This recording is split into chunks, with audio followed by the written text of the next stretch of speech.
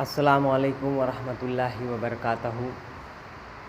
جماعت 8ویں جغرافیہ، اس کا پہلا سبق مقامی وقت اور معیاری وقت۔ اس سے پہلے ہم نے اس کی فہرست اور میقات اول اور میقات دوم کا تقسیم کہ کون سا سبق میقات اول اور کس سبق کو میقات دوم میں پڑھایا جائے گا، اس کو دیکھا تھا۔ آج ہم جماعت 8ویں کا پہلا سبق مقامی وقت اور معیاری وقت، اس کو سمجھنے کی کوشش کریں گے۔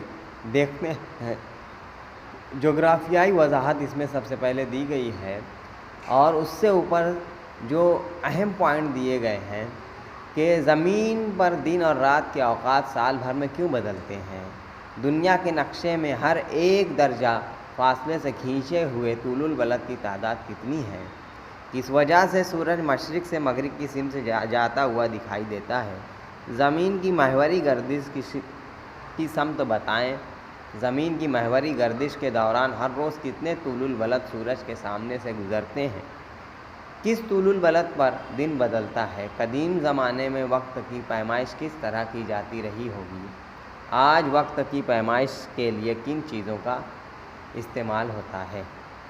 سب سے پہلے ہم اس کی جغرافیائی وجوہات دیکھتے ہیں کہ ہم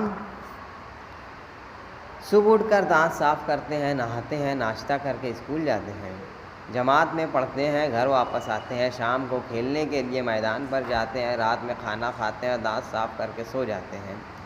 دن بھر اس طرح ہمیں مختلف کاموں میں مشغول رہتے ہیں۔ دن بھر کے ان مشاغل پر غور کریں تو ہر کام کا وقت مقرر کرنے کی ضرورت محسوس ہوتی ہے۔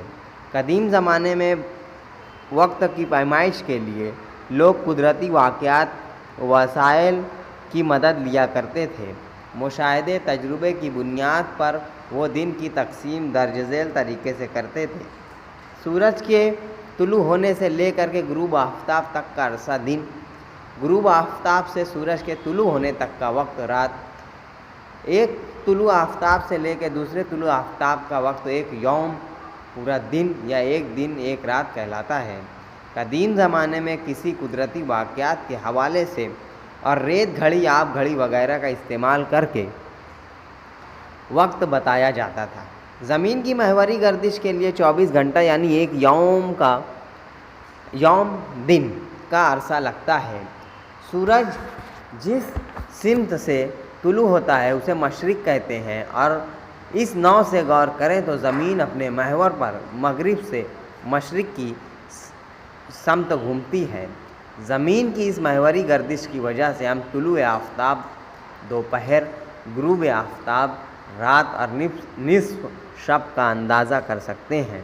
محوری گردش کے دوران مغربی سمت کے طول البلد یکے بعد دیگرے سورج کے سامنے آتے ہیں، اور مشرقی سمت کے طول البلد بالترتیب اندھیرے میں چلے جاتے ہیں۔ جو طول البلد سورج کے سامنے آتے ہیں وہاں سورج طلوع ہوتا ہے، اس کے برعکس جو طول البلد اندھیرے میں چلے جاتے ہیں ان طول البلد پر سورج غروب ہوتا ہے۔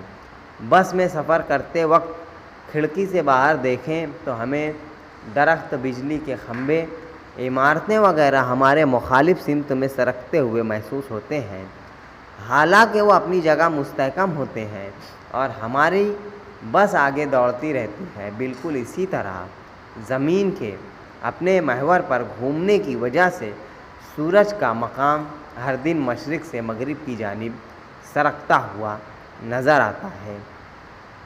اس طرح طول البلد، عرض البلد، دن کا بننا، رات کا بننا، مقامی وقت اس سے ظاہر ہوتا ہے۔